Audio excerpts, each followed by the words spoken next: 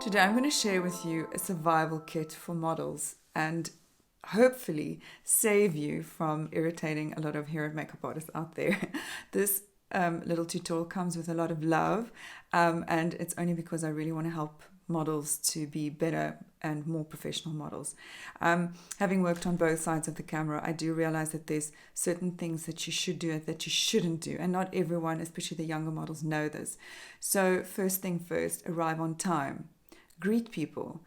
Give them your name. Not everyone has read the call sheet, so say, hi, I'm so-and-so from so-and-so. It's really lovely to meet you. Immediately you have that relationship where the makeup artist is already disarmed and, wow, this is a cool chick. I can't wait to paint her face. Secondly, come with a clean head of hair. This has been a very big problem where models would arrive with 3-4 day old hair and their oily roots. It really is virtually impossible to style oily, greasy hair. Also, if you have a weave, make sure it's not glued in case they need to remove it, or sewn in.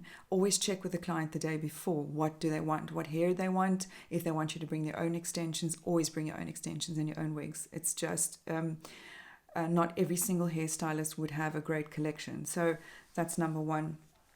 And then number two, make sure that your skin is moisturized, but come barefaced. Also make sure that your eyebrows are properly cleaned up, and that you have had your nails kind of manicured or all in the same length, no tips.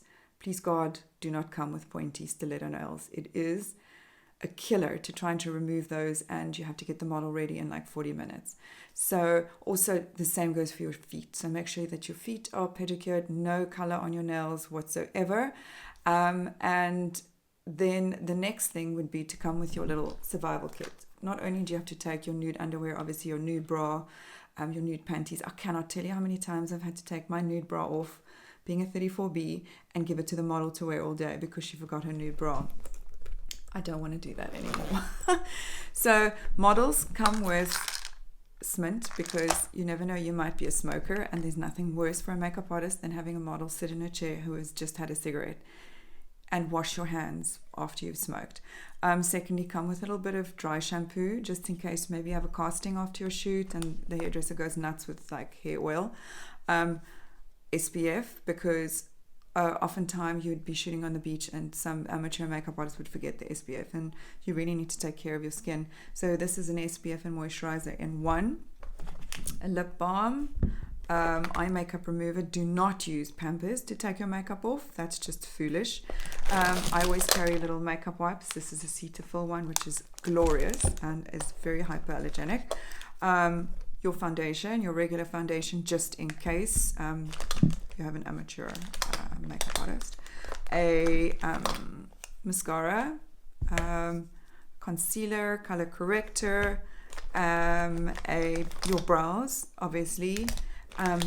Foundation brush if you don't like to use your fingers, a cream blush which doubles up as a lip color. You don't know if you have a casting afterwards.